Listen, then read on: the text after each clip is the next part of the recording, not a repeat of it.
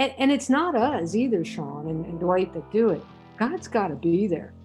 That's right. God's the one that brings it home. We don't. He asked us to disciple the nations. Mhm. He didn't ask us to change it. I mean, that's God's job. We just got to show up.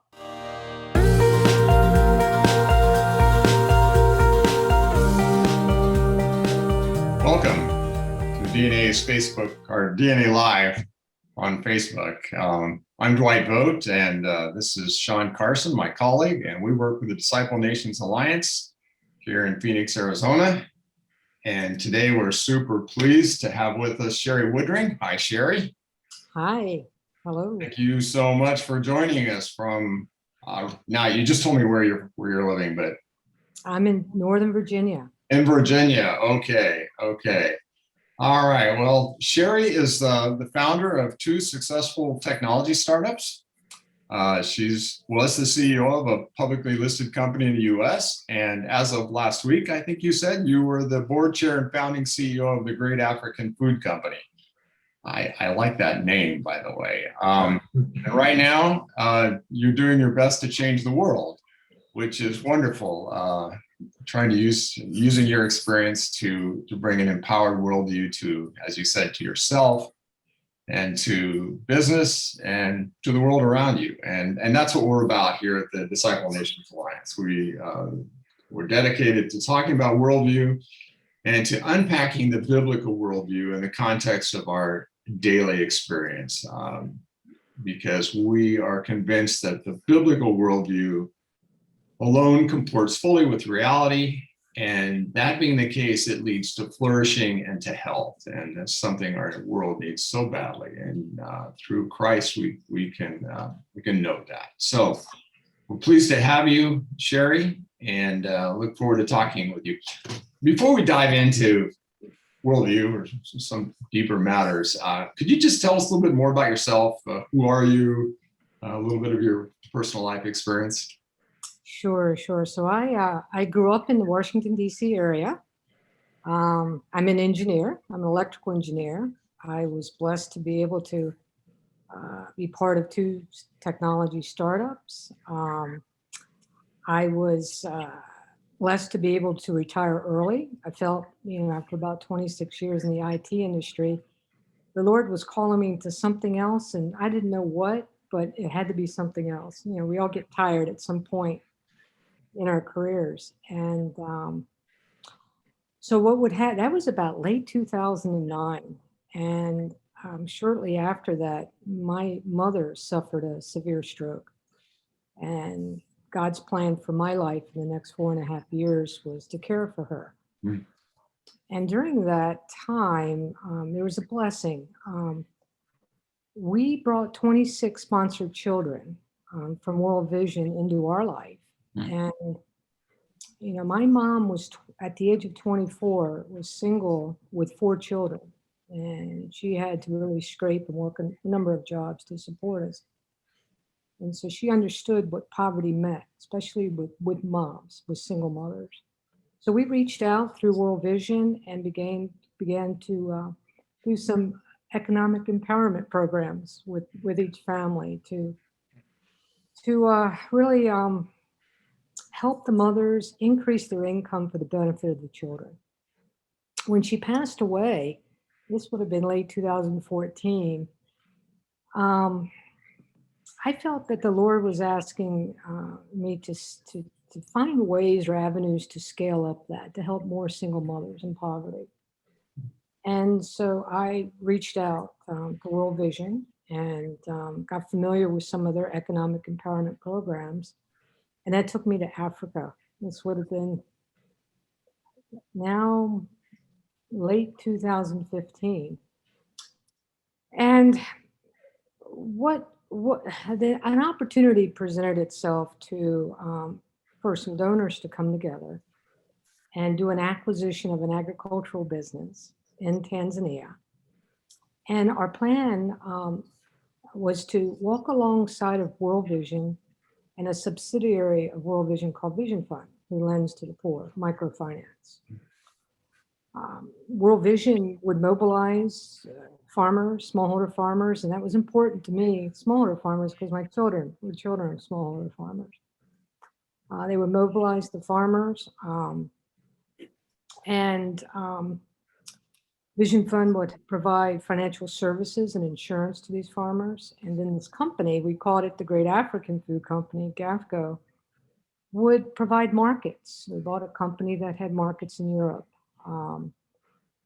Several markets of crops that farmers were accustomed to, and sunflower and safflower and beans. And so we wanted to provide good quality inputs, GAFCO, to the farmers, and provide knowledge of farming, best farming practices, purchase their crops, and then process them and ship them out to our clients, mostly in Europe. So we created a partnership called 3-in-1, 3 organizations acting as one to serve farmers. We spread out amongst Tanzania. We had 12 different operating hubs. We did that because of climate risk management. It's been a challenge in Africa. And we grew to about 8,000 farmers. We had a large scale commercial growers. We had medium scale and maybe 50 to 200 acres. And we had small 1-acre farmers, 2-acre farmers. And we had a good model. We had digitization to reach these farmers, to track where they were farming, what they were farming, track disbursements of loans and repayments of those loans. But there was something in the undercurrent that was going on in the program. We didn't get the full benefit to operate in all of World Vision's footprint, because where they operate, it's very extreme poverty, and sometimes it's extreme because there's no agricultural capability. So we had to go outside of that what I would call a kind of like a closed environment, supported environment. So many of our farmers were outside, 80% were outside of World Vision's footprint, where we could actually grow the crops. And the undercurrent that was going on, we got hit by climate. And I think the undercurrent things that happened, I think God was in it at all times. When you look back sometimes and you reflect, God was in it the whole time. So we suffered climate perils in every one of our 12 locations every season. We had about 4 to 6 seasons, depending on the regions. So we had drought, we had excessive rain, we had hail, you name it, we had it, everything. And so financially, that hurts a business. We experienced challenges in an unstable, fragile context of a developing country. But one thing that I was struggled with so much that kind of led me to putting a name to it, a worldview, is the behaviors that I saw. I didn't understand them. I was the CEO of a company. We had over 200 employees. We had 8,000 farmers. We had partnerships. We had relationships with government identity, with suppliers. It didn't matter the stakeholder. I didn't understand the behaviors. They weren't the same in operating a business that I traditionally was accustomed to here in the US. It was different. And I couldn't wrap my mind around it. I went there to help, and the very same people that we wanted to help were some of those disempowering behaviors. And so we ended up, it was about mid 2018, and this is where I think God spoke to me. I had gotten a call from one of our operations managers that handles our commercial farmers. So you're talking some of them 5,000, 6,000 acres of farming for us. And we lost all of our sunflower crop. And I'd already gotten calls prior week from our smallholder farmers that lost their crop as well. And I knew that financially we probably had run out of roadway. right? The runway we were at the end of it. And I picked up my car keys and I went home. CEO, heard the news, nobody was around except on the phone call. And I went home. And I went in the backyard and I had a beautiful view of Mount Meru in Arusha, Tanzania. It's beautiful. And I was angry at God. I was really angry at God. We had shareholders, we had partners that were doing his work. And how could you let this happen? How could we have all these climate problems? How can we lose all these crops? And then I ended up being on that porch till about midnight, angry, talking to God. And he flashed me through all of these horrific situations that I had been in, all centered around broken relationships everywhere, thousands of them. And he flashed those through me. And then he was saying, stop worrying about the crop. It's not the crop. It's my people are broken. They're broken. Stop worrying about the fact that you're at the end of the roadway. I put you there. I put you there for a reason. Focus on these broken people. My people are broken. Because in Tanzania, it's very spiritual. Unlike here. I mean, I could bring God into the office with no problem.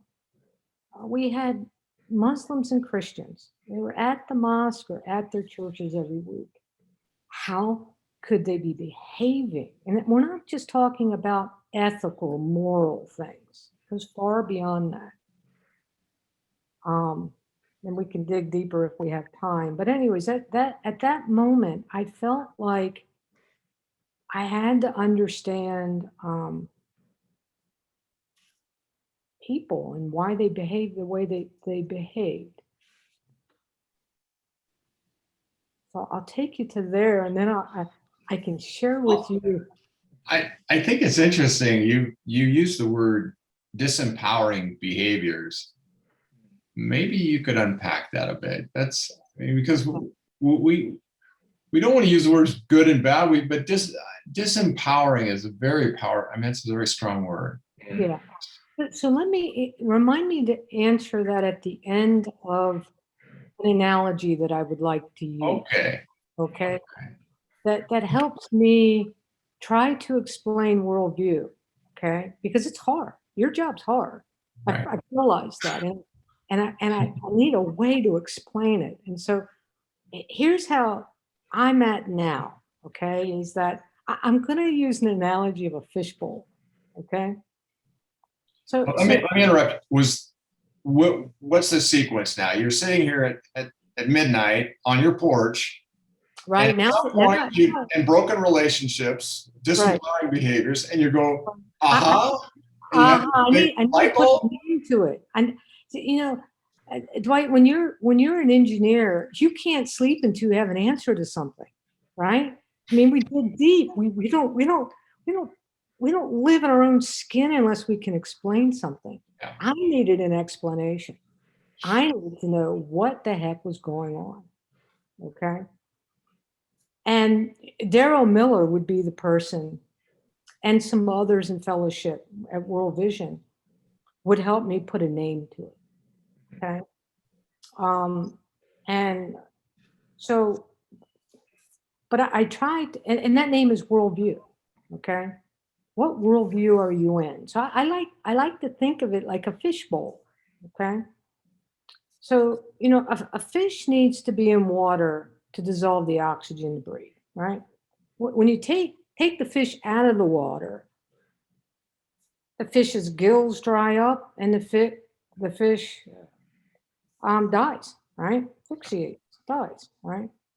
So imagine I'm in a fishbowl, and I lived in the fishbowl of the USA. Okay, that was my fishbowl. I was not aware of the water that was there that was keeping me alive, right? I'm not aware of the water. I'm a fish. Water's just there. You don't see it, you know. And there are fish all around me, right? And all surviving, some better than others, but life's pretty good in this fishbowl. Okay. So I traveled to Africa. I had never been to Africa. I spent 4 years there. Okay, mid 2016 until COVID hit. I'm dropped into a Tanzanian fishbowl.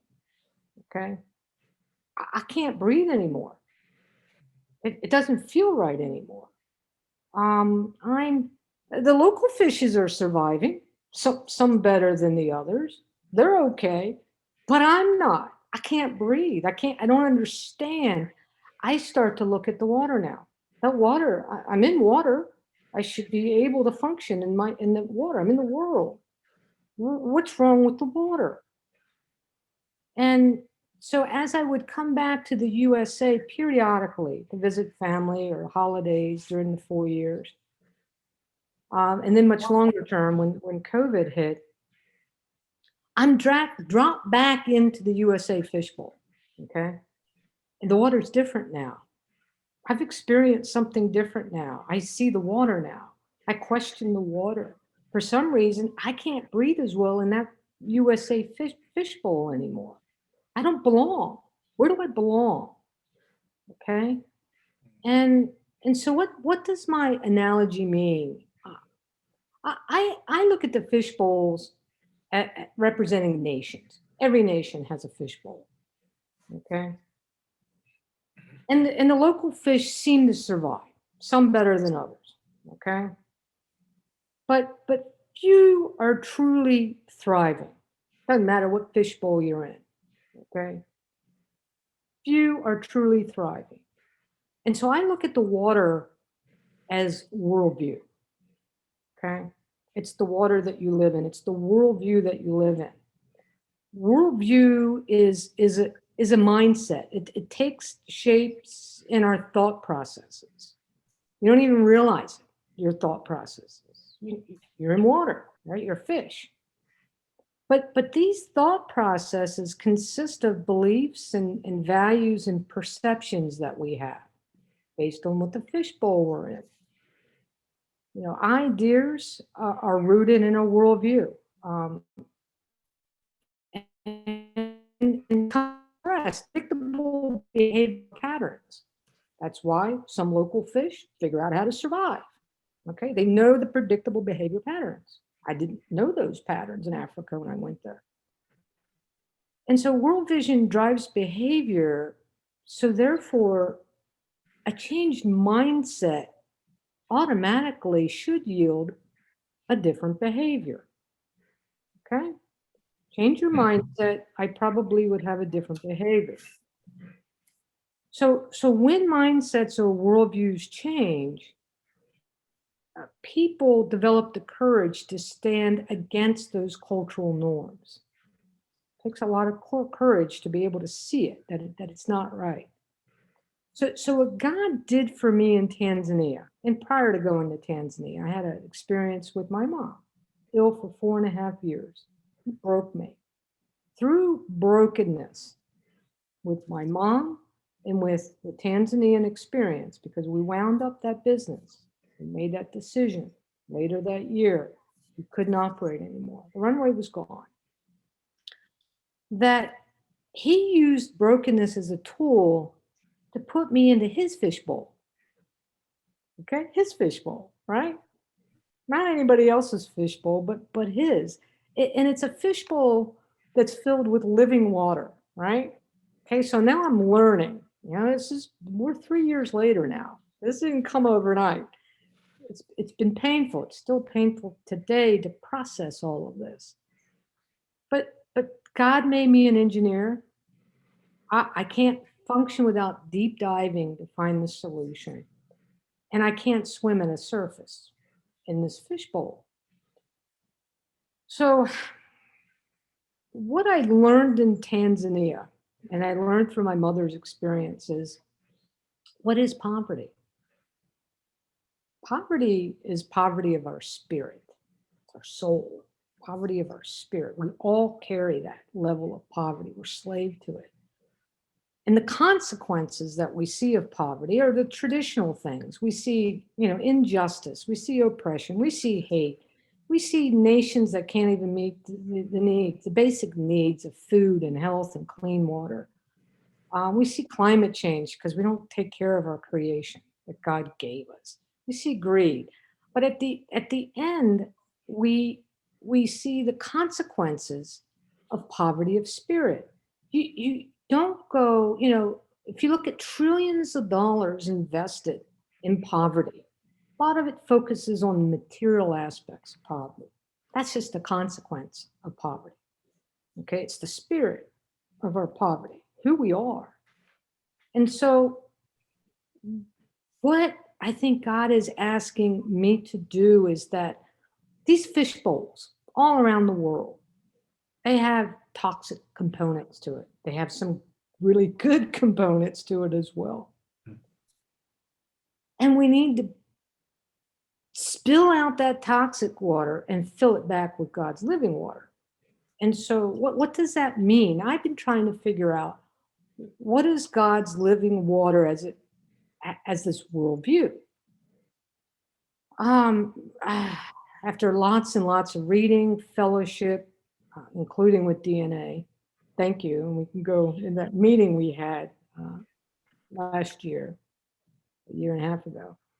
But I think the first thing is we have to understand, what does it mean to be created in God's image? Because that's my identity, right? I think, there are two places that we go to get that answer. What did God intend for humanity in the Garden of Eden when he created man and woman? What were his original intentions for humanity? And then what was Christ like when he came here in human form? Because if we're created in the image of God, my identity is a God image bearer. If I can figure that out, and as I do, I can breathe better in this fishbowl, right? Exactly.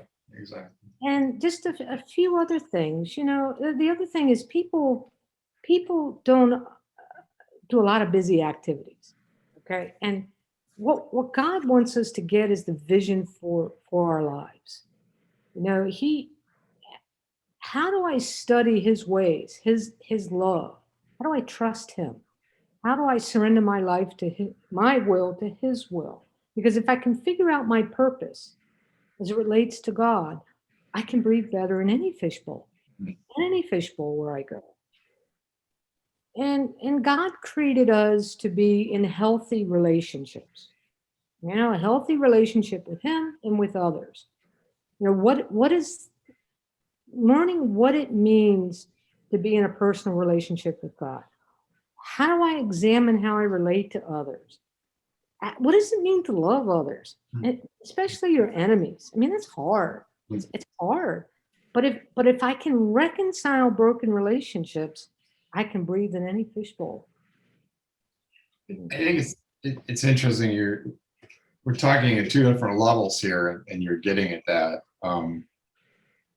There's the individual level, your fishbowl, your worldview, and then there's societal culture. That's the one in Tanzania or the one in the U.S. you referred to, and they're both really strong. I mean, there's a cultural worldview, and then there's my worldview, and it'd be interesting for you to unpack that a bit, because now you're saying, well, it starts with mine, my fishbowl. And I agree. It's like, if we can't think rightly about our lives and ourselves, it's a little hard to help another to change society, or to change a business, or to change a farmer. You know what I mean? You got to learn how to breathe in God's fishbowl, right? Because we don't belong to this world. I mean, as Christians, that's what we learn. I learned the hard way. We don't belong, but we definitely are here. We got to live here, we right? belong here, but we don't belong to the world. Exactly, right. I mean, but we've got to survive in many fishbowls, whether it's me, whether it's my family, whether it's my circle of friends, whether I'm in a business, whether I'm at church. You have got to be able to breathe healthy in those fish bowls. And so the only solution that I can get to is a biblical worldview. I went through some horrific things in Africa. No human being should go through. Okay. I'm still trying to learn how to breathe from that and process a lot of that. But when I come here, I also have a hard time here being USA. I have a hard time breathing here too. I don't understand us anymore. Before I didn't notice it. Yeah, I'm just a fish in a culture that keeps flowing. You don't see your own culture. I don't see it. I see.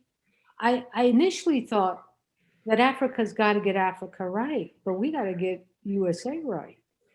We have broken relationships, might be a little bit different than the fishbowl over in Africa, but we've got our own toxic things in our own culture that need to be cleaned up. So I have a hard time breathing until I can get centered myself. How do I function in this world based on a biblical worldview? And what is that biblical worldview? An identity, vision, and compassion, and faith in action, relationships. Then I can breathe. I can begin to breathe again and heal. Right? Sherrie, can I interrupt and could you give us a specific example? Like you had a wrestling time on your patio, and you're realizing there's all this brokenness around you. So what was being broken? You mentioned relationships, but everybody lives in broken relationships, and it doesn't necessarily cause us to look at our lives and how we think and evaluate the water we're living in. It's so something else was at work there that caused you to stand back and notice that, hey, I'm actually living in water. I'm breathing through water. And now what is that water that I'm doing? Can you expound on that a little bit? Let me try to give you an example. Some of the examples at GAFCO. Tanzania is a beautiful country. Resources, unlimited land, minerals. It's got a huge coast, for commerce. But nothing funds. Okay, businesses don't grow more than 30 or 40 people. So let me give you some examples as to why and what I saw. Is I think when you're in a mindset of scarcity and oppression, that you react to your survival skills as a human being. Okay, so the behaviors that I was seeing, I'll give you some with farmers. We came with everything for them. We came with inputs, we came with markets, we came with knowledge. And the farmers would farm. And when we did get a crop, most of them, majority, good amount of them would side sell the crop. Couldn't give it back to us. We couldn't buy it back. When you dig down into why did they side sell, initially I thought just, they're not honoring a contract. I mean, that's how we think about it here, but it was further than that. I mean, they live in such a fragile context that some family event comes up and it's their responsibility to help the family with any assets that they have, including the crop that's in the field. Okay. So there's a sense of community, right? There's a sense that we always take care of each other. When one is blessed with something, anybody in that group has the right to that asset to share. And when there's not a whole lot of assets going around, you're always in scarcity. There's fatalism that's going on. There's honor and shame. Honor is very important in Africa, at least in Tanzania. And they want to avoid shame, and they want you to avoid shame too. And so how that replicates itself in business is they're never going to give you bad news. Yes doesn't mean yes. They don't have the courage to tell you when something's not going well. Um, they struggle with critical thinking skills, but there's a reason. When you grow up in a culture where you can't question your parents, you can't question your teacher, you can't question your employer, and you can't question things, you never develop the critical thinking skills. They think for today. I don't know about tomorrow. They don't have planning skills. They don't have concepts of, hey, if the same thing bad is happening multiple times, we ought to fix it, okay, and get better at it. So there's underlying cultural reasons for their behavior. There's a lot of fraud, corruption, and theft, and you name it. It comes from all different directions. But just sitting in a room full of very bright young people, you know they're gifted from God to sit at that table at GAFCO, but you can't get their input, their creativity. They won't speak. They're not supposed to speak, right? They're waiting for somebody to tell them what to do. They're not bringing their gifts to the table, trying to extract, take a risk, give an idea. If it fails, hey, it's okay. We learn from it. We have that culture in the Western world. When you fail, you get better. There, they avoid the failure. And so it brings great sadness that while these behaviors of corruption, disempowering behaviors of not participating, not wanting to take accountability, all stem from some cultural belief that the water that they swam in, they don't see it as being bad. And there's a lot of goodness too. I mean, I love the community. I love the friendliness. I love the openness. I love the vulnerability. There, there are so many good things about this environment. It just, these disempowering behaviors from an economic perspective really brings them down. I think that's you touched on a really challenging point, because I mean, I had the privilege of studying culture in graduate work and talked a lot about this, but this idea of values, and you just talked about community, sharing, sharing your assets, and they're not yours, and yet taken to the extreme, you now have to either hide your assets, or you have to hoard your assets, or you get rid of all your assets and you have nothing to build with, you know. Yeah, there's this. So yeah, it can go awry. It goes awry. We're in a fallen world. Right, and it goes awry. Respect for authority, respect for parents. That's a good thing. That's a great value, you know, but it can go awry. Yeah. I think the challenge is, how do we, and of course in America we say, well, let's take it the opposite extreme.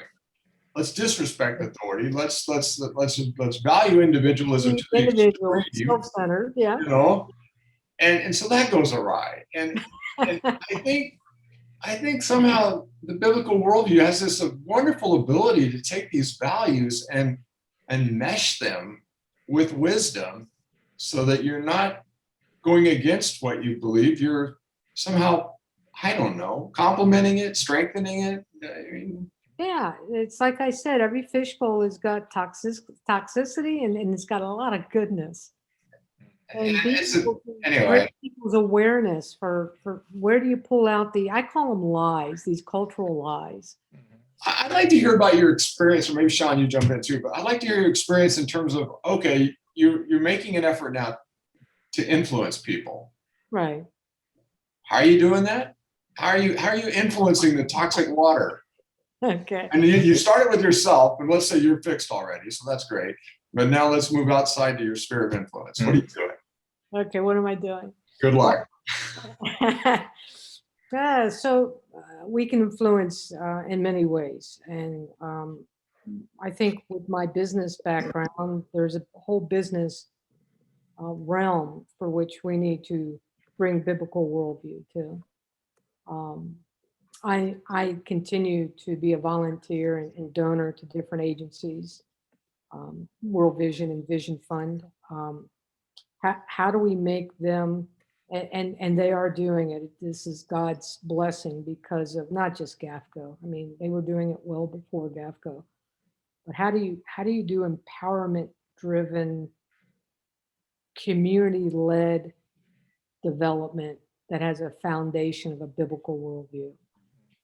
And so I use my influence, as a donor at World Vision. We're now in over 40 of about 100 countries where they operate. We're doing biblically empowered worldview. We're studying it methodically, having secular colleges do a study. How do we make it foundational to everything we do? Not just economic empowerment, but what about health and education, um, child protection, Christian witness? How do we get back to the individual? Okay. What does it mean in lending? How do we get borrowers and our clients and our staff? So it's just not about who you serve at World Vision, the beneficiary, the poor. It's you yourself as the servant, right? Us. How do we look at what we're doing? How do we empower people in a sustainable way to know their identity, understand the resources they have, come together as in a teamwork to do something much more powerful, and thrive? The other is, I felt like GAFCO needed to step back and give something back to business. I was a business owner. If you would ask me back in those days who owned the business, I would have said me. Shareholders own the business. If you ask me today who owns the business, it's God's business. God owns every business. God created business to create wealth so that countries could survive. We could find how do we extract out of our employees their creative abilities to help them thrive for the benefit of common good, right? For all. Whatever widget you're building it because it's for the common good. So how do we create a biblical empowered world? The purpose of business redemptive in society. Can you Okay? restate that? Has Can you a just, purpose. can you say that How again? do we take a biblical worldview and show business leaders that the purpose of their business is for redemption, right? It's for um, the common good. Whatever you do, you can find. Are you doing it where, and we learned a lot. I mean, we came to DNA, but we also looked at Mars Incorporation. They have something called economics and mutuality. Mars was attractive to us in trying to understand how to bring biblical empowered worldview to a secular world of business. And what Mars went out, Mars is a global company. I mean, they have to source crops, right? And that's interesting for us farmers around the world. And it's got to be difficult for them because it was difficult for us, right, to do that.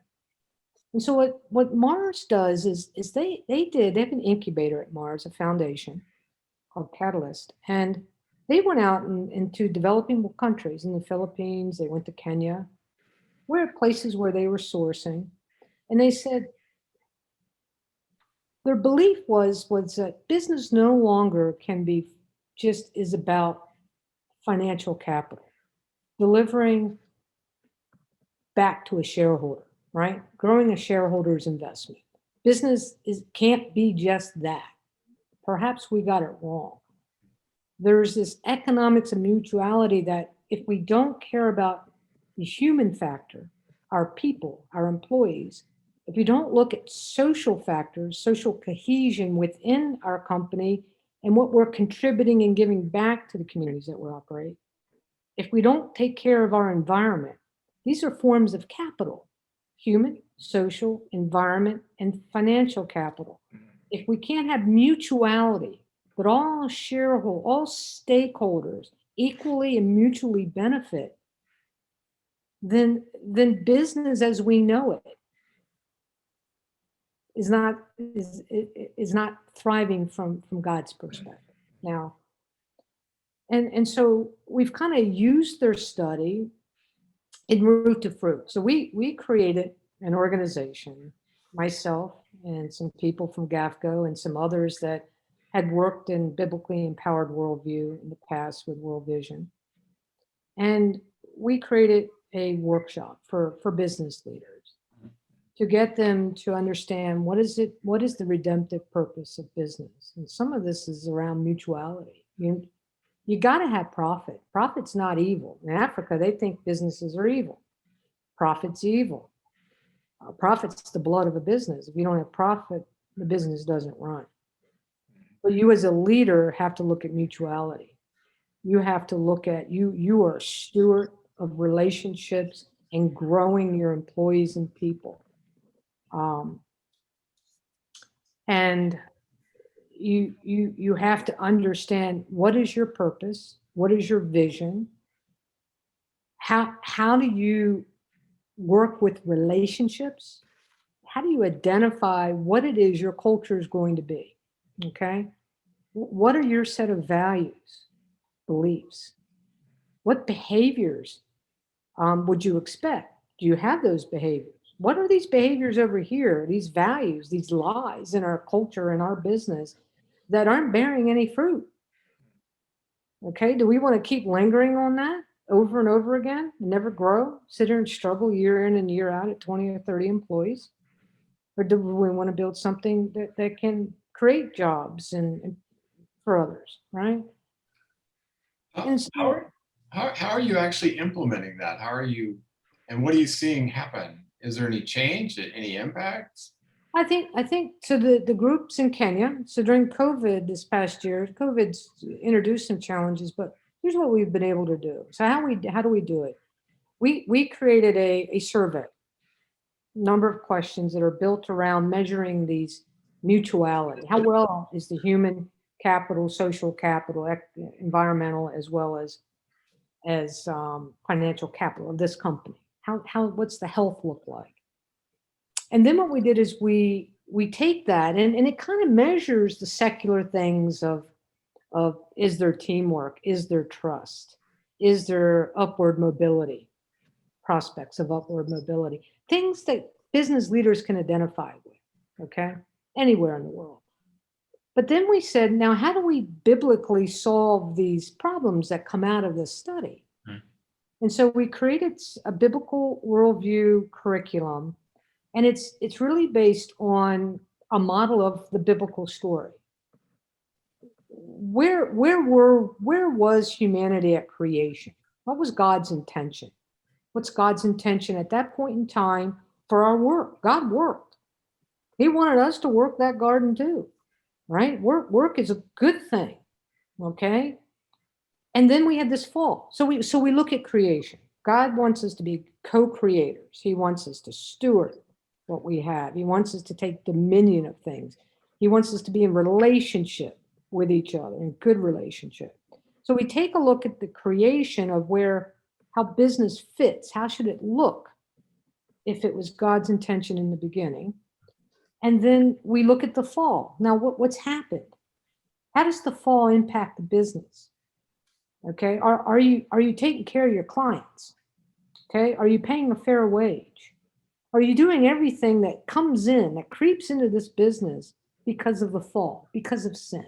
Okay, and then we're in this redemptive stage of the biblical story. And God can use business. We spend most of our time, 60% of our life, some more, working. If we can't be redemptive and understand our purpose that God and our identity in God in our work, it's not just about Sunday morning. Well, and we sleep a lot of that too. We sleep a lot. right? But Well, I mean, we're.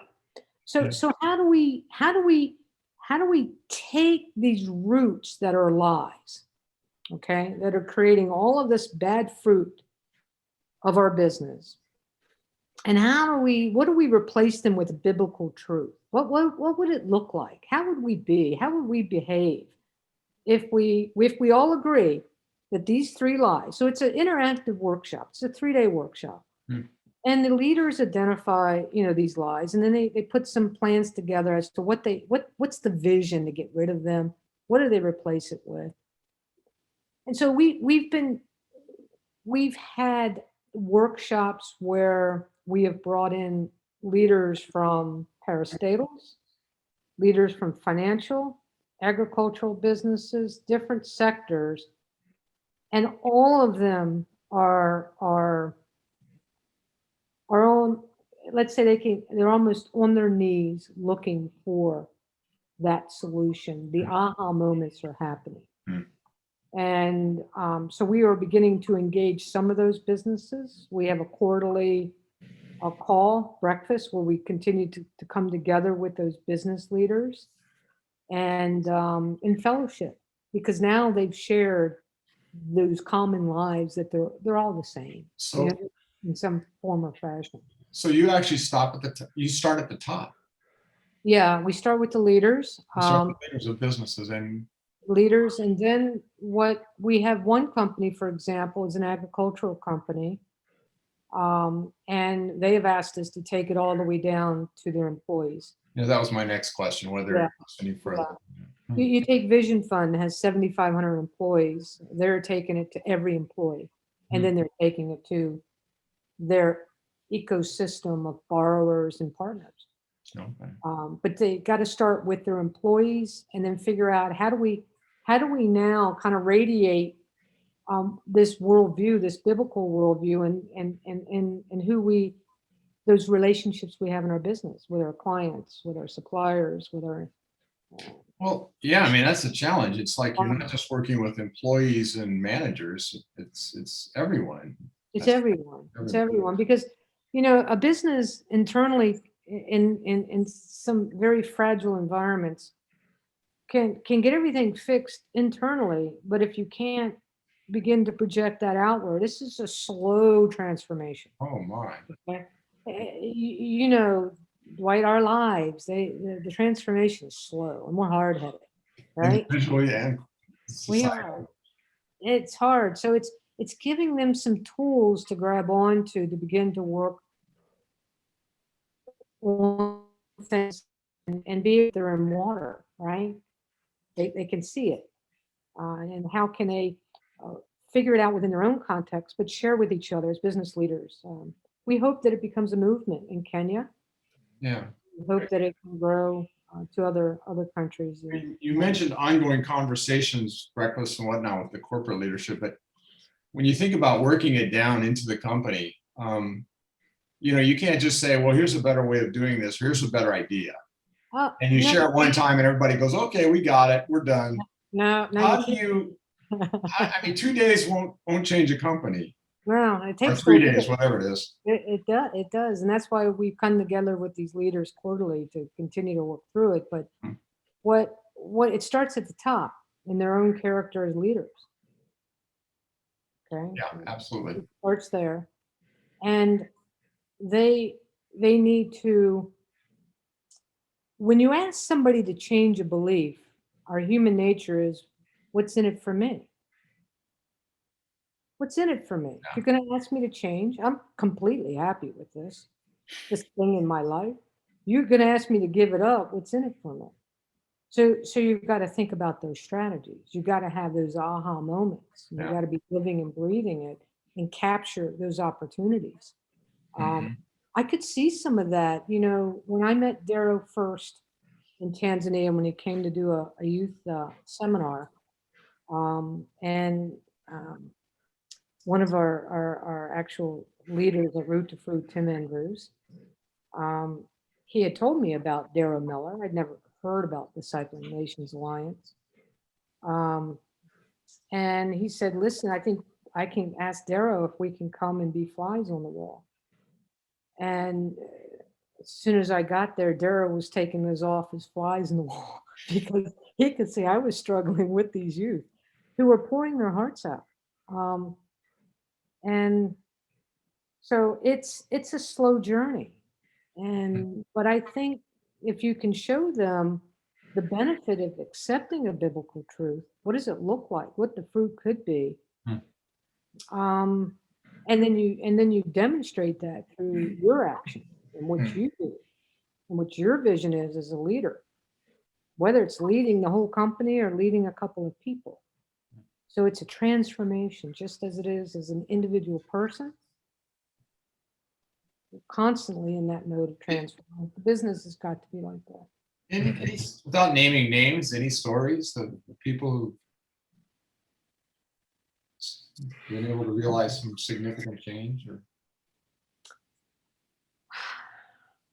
The most major airline in Kenya is one.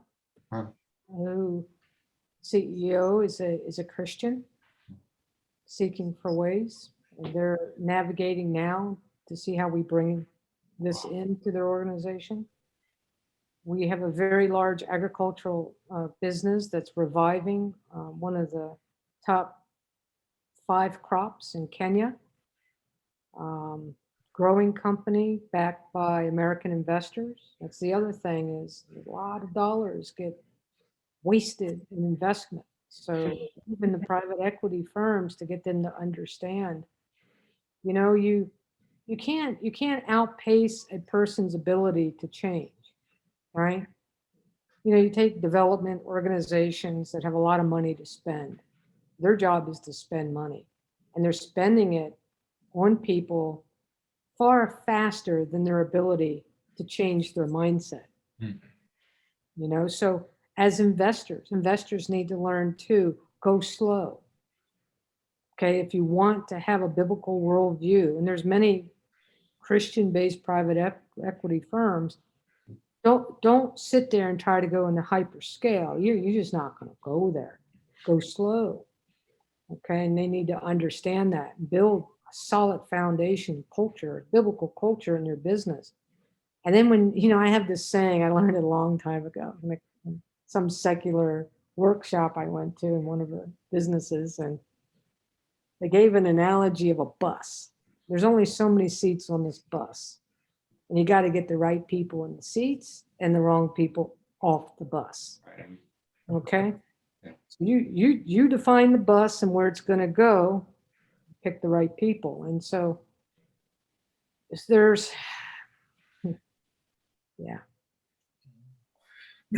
Sherrie, I really appreciate your stories, and there's so much in there that could be unpacked. One thing that you've been hitting on that I think is core to, from my experience with DNA, is addressing, like Darrow says often, that the devil lies at the level of culture.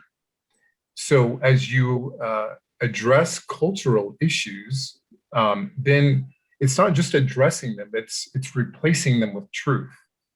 So, but I'm just fascinated because in our world today, I'd say pretty much globally, if we can produce a profit economically, then we're probably doing good. We take that as God's seal of approval in so many ways.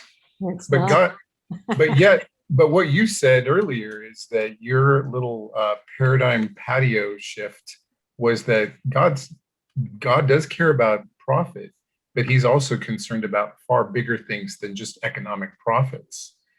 And so I'm just curious, like, how do you pitch that idea to people in a business world, because that's the world that you live in, that the kingdom of God is about more than just economic prosperity?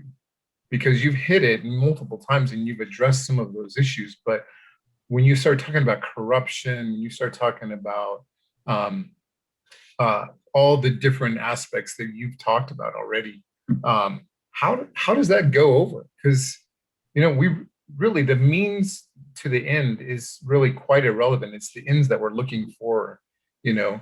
But you're addressing some of those kind of maybe sacred cows.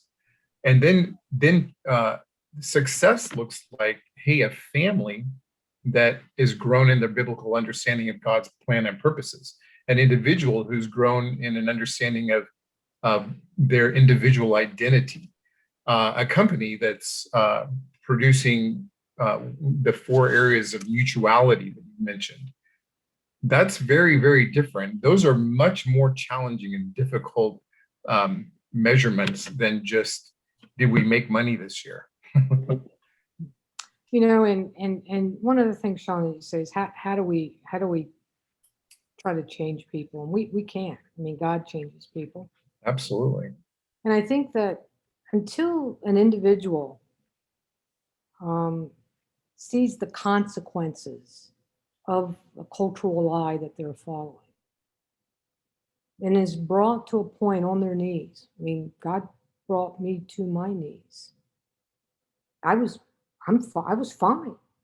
I have a great life.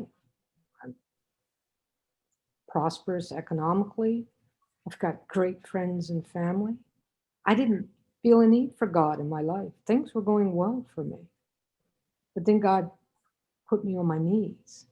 He taught me that I was in control of nothing. He let me see what poverty really is.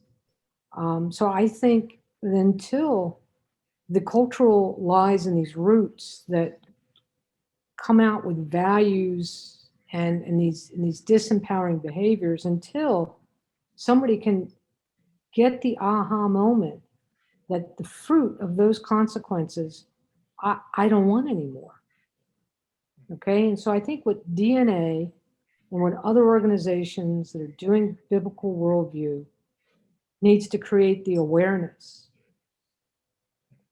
in their spheres of influence that those disempowering behaviors at some point in time will have consequences. They'll have, and people know that. People are smart to know that. So are you willing to avoid the consequence or get out of the consequence by accepting something else that's healthier for you? And that's just, you know, when we say what's truth, Pilate asked Jesus, so what is truth? Aren't we asking that in the United States right now? We don't know what truth is anymore. I can't come to a discussion on the right, the left, the Africa, the Western world. I can't have discussions unless we're on a playing field of God's biblical truth.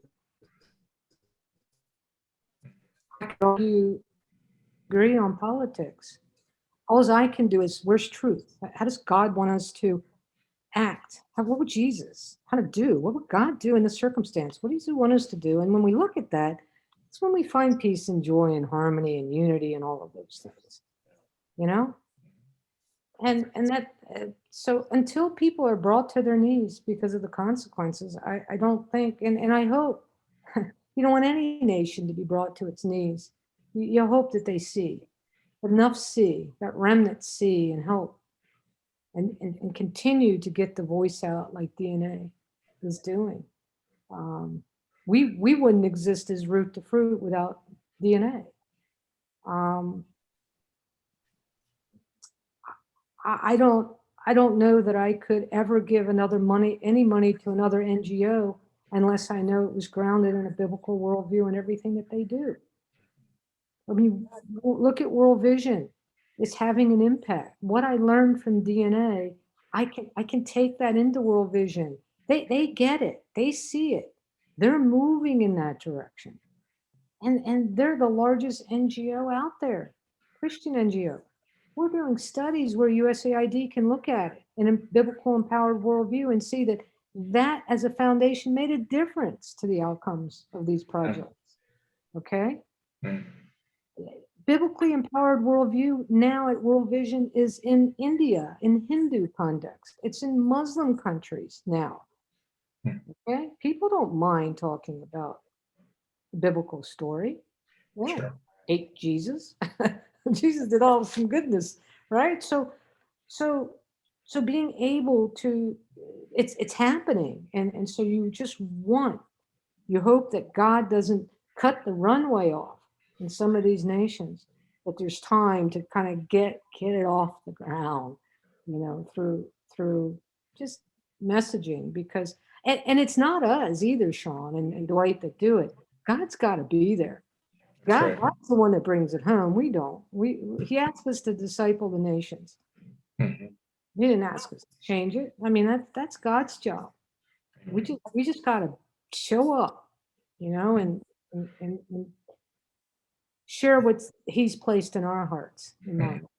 I think it really is a compelling story. I mean, it's a compelling. Once people understand what God's intentions are for life, in terms of all the spheres and all those aspects of life, it's very compelling.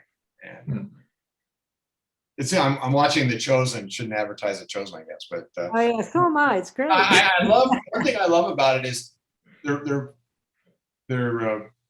showing of Jesus. He's always saying, it's almost like he's saying, I've got a better idea.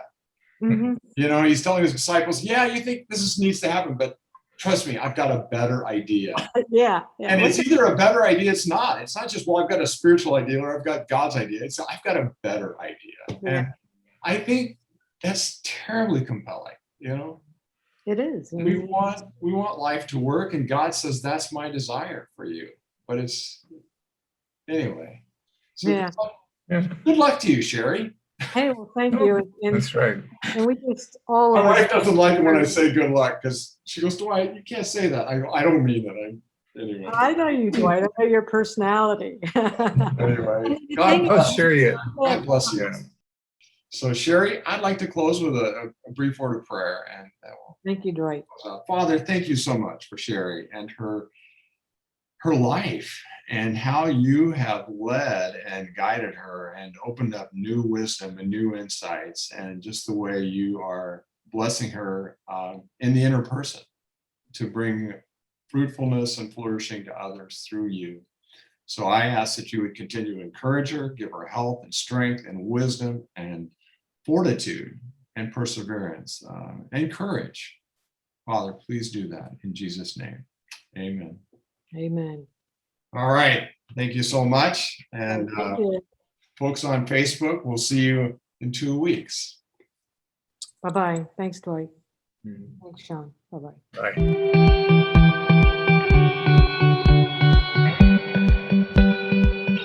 Hi friends, I wanted to share with you a few ways that the Disciple Nations Alliance can help you, your church, and your ministry be better equipped with the biblical worldview so that you can share it, disciple others in it, and advance the truth, beauty, and goodness of the kingdom of God in your communities and nations. First, I want to encourage you to visit our website, disciplenations.org. It's loaded with resources for you. We have ebooks, we have curriculum, we have video, we have audio, and we have our blog that's updated regularly. So check that out. Many of those resources are available to you for free. We hope that they're a blessing to you. Our flagship resource is called Coram Deo. It's a free online biblical worldview school. It helps you understand what worldview is, what the biblical worldview is, and how to apply it to every area of your life. The English version of Coram Deo is now rebranded as the Kingdomizer Training Program. It's on a newer, more user-friendly platform, and we hope that it serves you well in your journey to understand and apply a biblical worldview.